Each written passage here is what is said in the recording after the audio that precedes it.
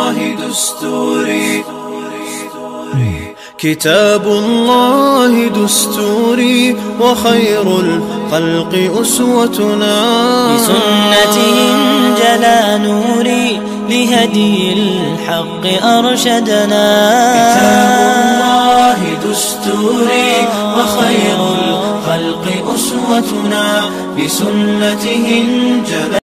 السلام علیکم ورحمۃ اللہ وبرکاتہ. الحمد للہ رب العالمین والصلاة والسلام علی رسولہ الامین، اما بعد. آج 28واں لیکچر ہے ہمارا دینی معلوماتی کورس کا، اور آج کے لیکچر میں ہم عقیدہ توحید پہ بات کریں گے. توحید کی پہلے نمبر پہ فضیلت تفصیلاً پہلے بات ہو چکی ہے، مختصراً کچھ چیزیں جو انہیں ٹچ کریں گے ہم. فضیلت کے بارے میں توحید سب سے افضل عبادت ہے. اللہ تعالیٰ کو ایک ماننا، اسی سے محبت، اسی سے ڈرنا، اور اللہ تعالیٰ سے ہی امید رکھنا، اسی کی عبادت میں کسی کو شریک نہ ٹھہرانا، اسی ایک اللہ سے مانگنا. آپ اندازہ کریں، ایک حدیث میں آتا ہے کہ نبی علیہ السلام نے فرمایا کہ اللہ تعالیٰ کہتے ہیں، اے ابن آدم، اگر تو زمین بھر کے گناہوں کی لے آئے اور مجھے اس حالت میں ملے کہ تو نے میرے ساتھ شرک نہ کیا ہو، لَأَتَيْتُكَ بِقُرَابِهَا مَغْفِرَةً، میں زمین بھر کے معافی کی لے آؤں گا. اور دوسری روایت میں ہے، لو بلغ ذنوبک عنان السماء، تمہارے گناہ اگر آسمانوں کی بلندیوں کو چھونے لگ جائیں، اور پھر میرے پاس اس حال میں آیا کہ ثم لقیتنی لم تشرک بی شیئا، اور میرے پاس جو ہے اس حالت میں آیا کہ شرک نہ کیا ہو تو نے، غفرت لک ولا ابالی، میں تجھے معاف کر دوں گا اور پرواہ نہیں کروں گا. اور ایک حدیث میں آیا کہ جو اللہ تعالیٰ جس نے لا الہ الا اللہ کہا اور اس حالت میں مرا کہ شرک نہ کیا ہو، وجبت لہ شفاعتی، میری سفارش جو ہے اللہ کے نبی صلی اللہ علیہ وسلم نے فرمایا اس پہ واجب ہوگی. تو اہل توحید کے لیے سفارش بھی ہوگی. تو لا الہ الا اللہ بنیاد ہے. ان اللہ لا یغفر ان یشرک بہ ویغفر ما دون ذلک لمن یشاء ومن یشرک باللہ فقد افتری اثما عظیما. اور ایک آیت میں ہے، ومن یشرک باللہ فقد ضل ضلالا بعیدا. تو اللہ تعالیٰ بے شک مشرک کو معاف نہیں کریں گے، اس کے علاوہ جسے چاہیں گے معاف کر دیں گے. اور جو اللہ کے ساتھ شرک کرتا ہے اس نے بہت بڑا اللہ پر جو ہے بہتان لگایا ہے، اللہ پر بہت بڑا جو ہے افتراء کیا ہے. اور دوسری جو آیت ہے اس میں ہے کہ وہ کھلی گمراہی میں جا پہنچا. اور حدیث کے اندر آتا ہے، آپ نے فرمایا، من لقی اللہ لا یشرک بہ شیئا دخل الجنہ. یہ صحیح مسلم میں جابر رضی اللہ تعالیٰ سے روایت ہے کہ جس نے اللہ سے ملاقات کی اور وہ شرک نہیں کرتا وہ جنت میں جائے گا. اور جو اس حال میں اللہ سے ملا کہ یشرک بہ شیئا، اللہ کے ساتھ شرک کرتا ہے، دخل النار، وہ آگ میں جائے گا. تو شرک جو ہے یہ سب سے بڑا گناہ ہے. الا انبئکم باکبر الکبائر، کیا میں بڑے بڑے گناہوں کے بارے میں نہ بتاؤں؟ تو آپ نے فرمایا سب سے پہلا جو گناہ ذکر کیا، الاشراک باللہ، اللہ کے ساتھ شرک کرنا. اور دوسری سہل ابن سعد رضی اللہ عنہ کی روایت جو ہے بخاری کے اندر ہے، جس میں نبی علیہ السلام سے پوچھا گیا، ایو ذنب اعظم، سب سے بڑا گناہ کون سا ہے؟ فرمایا، ان تجعل للہ ندا وہو خلقک، تو اللہ کے ساتھ کسی اور کو شریک ٹھہرائے اور اس نے تجھے پیدا کیا ہے. شرک جو ہے توحید کے مقابلے میں شرک ہے. توحید کی 3 اقسام ہیں. ربوبیت، کہ اللہ رب ہے ہر چیز کا، بنانے والا، پالنے والا، پوری کائنات کو چلانے والا، ان کی حاجات کو پوری کرنے والا. توحید الوہیت، کہ وہ الہ ہے، معبود ہے، مسجود ہے، اسی کو سجدہ کیا جاتا ہے، اسی سے سب سے زیادہ محبت ہوتی ہے. والذین آمنوا اشد حبا للہ، ایمان والے سب سے زیادہ محبت اللہ سے کرتے ہیں. فلا تخافوهم وخافونی ان کنتم مؤمنین، کسی اور سے خوف اور ڈر نہیں ہونا چاہیے. سب سے زیادہ ڈرنا جو ہے وَإِيَّايَ فَارْهَبُونِ، صرف اللہ تعالیٰ سے ڈرنا چاہیے. تو خوف بھی سب سے زیادہ اللہ کا ہو، محبت بھی سب سے زیادہ اللہ پر ہو. وَعَلَيْهِ فَتَوَكَّلُوا، اسی پر توکل اور بھروسہ ہو، ان کنتم مومنین، اگر تم مومن ہو. وعلی اللہ فلیتوکل المؤمنون، اللہ پر ہی مومن جو ہے توکل اور بھروسہ اور اعتماد کرتے ہیں. توکل بھی اللہ پر، محبت بھی اللہ سے، عبادت بھی اسی کی، دعا بھی ایاک نعبد و ایاک نستعین، اللہ تیری ہی عبادت کرتے ہیں اور تجھی سے مدد مانگتے ہیں. یہاں مدد وہ مراد ہے جو انسان جس کی طاقت اور قادر نہیں ہے اس پہ شفا، بیمار کو شفا دینی، قرض اتارنا، کسی مصیبت میں پھنس جائے بندہ تو اللہ کے علاوہ کوئی مددگار نہیں. تو یہاں سے مراد استعانت سے وہ استعانت ہے جس پہ صرف اللہ تعالیٰ قادر ہیں. تو یہ ہے توحید الوہیت. توحید اسماء و صفات، اللہ کے اچھے اچھے نام ہیں، اللہ سمیع ہیں، بصیر ہیں، اللہ کے ہاتھ ہیں، اللہ کو غصہ آتا ہے، اللہ ہنستے ہیں، یہ ساری وارد ہیں جو احادیث کے اندر صفات آپ کی اللہ تعالیٰ کی، ان صفات کے اندر کوئی شریک نہیں اور اللہ کا کوئی مثل نہیں۔ لیس کمثلہ شیء وہو السمیع البصیر، اللہ سنتے ہیں لیکن ان کی اللہ کی سماعت مخلوق کے ساتھ مشترک نہیں ہے۔ اللہ کی سماعت اسی طرح اللہ کے ہاتھ مخلوق کی طرح نہیں ہے، اللہ کے دونوں ہاتھ جو ہیں یمین ہیں دائیں ہیں جیسے احادیث میں آتا ہے۔ تو اللہ تعالیٰ کے ہاتھ ہیں، اللہ کے پاؤں کا ذکر آتا ہے حدیث میں کہ جہنم میں اللہ رکھیں گے اور جہنم سکڑ جائے گی جب وہ کہے گی حل من مزید، اور پھر جب پاؤں رکھیں گے جہنم میں تو سکڑ جائے گی اور کہے گی کفا کفا، وہ رک جائے گی اور کہے گی کہ میرے لیے کفایت کر، میرے لیے جو ہے کافی ہو گیا، اور رک جائے گی اپنی وہ بات کرنے سے کہ حل من مزید۔ تو اللہ تعالیٰ کی پنڈلی ہے، اس کا بھی ذکر آئے گا، یوم یدعون الی السجود فلا یستطیعون، تو جو اور سجدے کے لیے بلایا جائے گا اس دن اللہ تعالیٰ۔ جن صفات کا ذکر موجود ہے احادیث کے اندر اور قرآن کے اندر، ان صفات کو ثابت کرنا کہ جیسے وہ صفات ہیں ویسی ہی اللہ کی صفات، ان میں کوئی شریک نہیں۔ تو اللہ کے اچھے اچھے نام ہیں اور اللہ تعالیٰ کی صفات ہیں، اور صفات کے اندر کوئی شریک نہیں، اللہ کی ذات میں کوئی شریک نہیں، اللہ کی عبادت میں کوئی شریک نہیں۔ شرک کی دو قسمیں، ایک ہے شرک اکبر کہ بندہ دین سے خارج ہو جاتا ہے۔ اللہ کی جتنی بھی عبادات ہیں اس میں کسی بھی عبادت کو غیر اللہ کے لیے صرف کرنے سے بندہ مشرک ہو جاتا ہے۔ غیر اللہ سے دعا کرنا، کسی قبر کا طواف کرنا بیت اللہ کو چھوڑ کر، اس کے علاوہ کسی اور سے اولاد مانگنا، کسی اور کو سمجھنا کہ یہ مجھے رزق دے گا، کسی اور کو داتا سمجھنا، یہ شرک ہے، اور شرک کو اللہ تعالیٰ معاف نہیں فرمائیں گے۔ اللہ تعالیٰ کے اور شرک اصغر جو ہے، شرک اصغر جو ہے اس میں اللہ کے نبی صلی اللہ علیہ وسلم سے حدیث وارد ہے کہ اخوف ما اخاف علیکم الشرک الاصغر، آپ نے فرمایا کہ سب سے زیادہ میں خوف تم پہ کھاتا ہوں، خوف مجھے جس چیز کا آتا ہے تم پہ، وہ شرک اصغر، چھوٹے شرک پہ۔ فسئل عنہ، آپ سے پوچھا گیا، فقال الریا، آپ نے کہا وہ ریا ہے۔ یہ شداد بن اوس کی روایت مسند احمد کے اندر ہے۔ اور دوسری حدیث میں فرمایا من صلی یرائی فقد اشرک، جس نے ریاکاری کی، نماز پڑھی اور ریاکار دکھلاوا کیا، اس نے شرک کیا۔ ومن صام یرائی، جس نے روزہ رکھا دکھلاوے کے لیے، فقد اشرک، اس نے شرک کیا۔ ومن تصدق یرائی، جس نے صدقہ کیا دکھلاوے کے لیے، فقد اشرک، اس نے بھی شرک کیا۔ اور صحیحین میں عبداللہ ابن عمر کی روایت ہے کہ ان اللہ ینہاکم ان تحلفوا بآبائکم، اللہ تعالیٰ تمہیں منع کرتا ہے کہ اپنے باپوں کی قسم کھانے سے۔ من کان حالفا فلیحلف باللہ ولیصمت، جو قسم کھانا چاہے وہ صرف اللہ کی قسم کھائے یا خاموش ہو جائے۔ یہ کہنا مجھے تیری قسم ہے، رزق کی قسم ہے، فلاں کی قسم ہے، اولاد کی قسم ہے، سب شرک ہے، ان چیزوں سے بچنا چاہیے۔ اور یہ کہنا ما شاء اللہ وشئت، یہ بھی جو ہے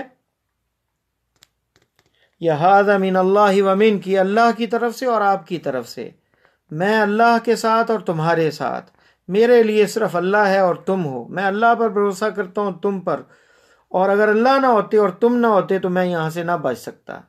تو یہ بھی شرک ہوگا، یہ کہنے کلمات یہ بھی درست نہیں ہے۔ اللہ کے نبی صلی اللہ علیہ وسلم نے شرک توحید کی حفاظت کی ہے۔ سحر جو ہے یہ بھی منافی ہے توحید کے، جادو جو ہے، کالے جادوگر پہ اعتماد کرنا، بھروسہ رکھنا اور اس کی باتوں کو سچا سمجھنا۔ آپ نے فرمایا کہ جو کسی کاہن کے پاس جاتا ہے اور اس کی تصدیق کرتا ہے کہ جو بتا رہا ہے سچا ہے، مستقبل میں تمہیں بڑا جناب کشٹ ہے اور تم مشکلات میں پھنسنے والے ہو اور آئندہ آپ کا مستقبل خطرے میں ہے، تو یہ باتوں کی تصدیق کرنے والے کے متعلق فرمایا کہ فقد کفر بما انزل علی محمد، اس نے کفر کیا جو آپ صلی اللہ علیہ وسلم پہ نازل ہوا۔ تو اور دوسری روایت میں لیس منا من تطیر او تطیر له او تکہن او تکہن له او سحر او سحر له، وہ ہم میں سے نہیں ہے جو بدشگونی کرے یا اس کے لیے بدشگونی کی جائے، جو کہانت کرتا ہے یا اس کے لیے کہانت کی جاتی ہے، جو جادو کرتا ہے یا کرواتا ہے، تو اس کا ہم سے تعلق نہیں۔ مسند بازار میں یہ روایت ہے۔ اور من اتی کاہنا فصدقہ بما یقول فقد کفر بما انزل علی محمد، یہ ابو داؤد کے لفظ ہیں، جو کاہن کے پاس ہے اس کی تصدیق کی جو نازل ہوا، جو بتائے خبریں مستقبل کی، تو اس نے اللہ کے نبی صلی اللہ علیہ وسلم پہ جو نازل ہوا قرآن اس کا انکار کر دیا۔ اور جو تصدیق نہیں کرتا ویسے مذاق میں پامسٹ نجومی کے پاس جا کے ہاتھ دکھا دیتا ہے، اس کے بارے میں فرمایا کہ لم تقبل لہ صلاۃ 40 یوما، 40 دن اس بندے کی نماز قبول نہیں ہوتی۔ دم کروانا، دوسرے نمبر پہ ہے دم۔ اگر دم شرعی ہے، قرآن سے ہے، حدیث سے ہے، ان آیات سے ہیں جو قرآن میں وارد ہیں، یا وہ دعائیں جو آپ صلی اللہ علیہ وسلم نے سکھائی ہیں، تو وہ جائز ہے۔ لیکن غیر اللہ سے مدد مانگنا، دم کے اندر جو ہے جنوں سے مدد مانگنا، تو یہ جو ہے یہ شرک ہوگا، کیونکہ دم جو ہے وہ دعا ہی کی قسم ہے، تو وہ غیر اللہ سے مانگنا جو ہے وہ شرک ٹھہرائے گا۔ آپ نے فرمایا اعرضوا علی رقاکم، صحابہ کرام جو ہیں، عوف ابن مالک کہتے ہیں ہم جاہلیت میں دم کیا کرتے تو اللہ کے رسول صلی اللہ علیہ وسلم نے جب دیکھا تو کہا اعرضوا علی رقاکم، اپنا دم پیش کرو مجھ پر۔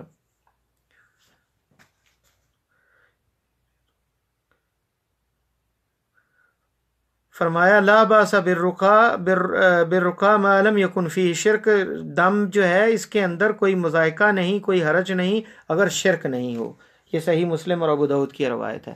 تو دم جس میں شرک نہ ہو اور اللہ کے علاوہ کسی اور سے مدد نہ مانگی جائے اور شیطانوں کے نام وغیرہ اس میں نہ ہو تو وہ جائز ہے۔ آپ صلی اللہ علیہ وسلم کیا دم کرتے تھے؟ آپ کہا کرتے تھے اللہم رب الناس اذہب الباس واشف انت شافی لا شفاء الا شفاؤک شفاء لا یغادر سقما۔ یہ صحیح مسلم میں ہے۔ فاتحہ کے ساتھ دم کرنا یہ بھی ثابت ہے صحابہ کرام سے، جیسا کہ بخاری کے اندر حدیث ہے۔ تو قرآن شفا ہے، قرآن کے ذریعے دم کیا جا سکتا ہے۔ تیسرے نمبر پر آتے ہیں تعویذ وغیرہ۔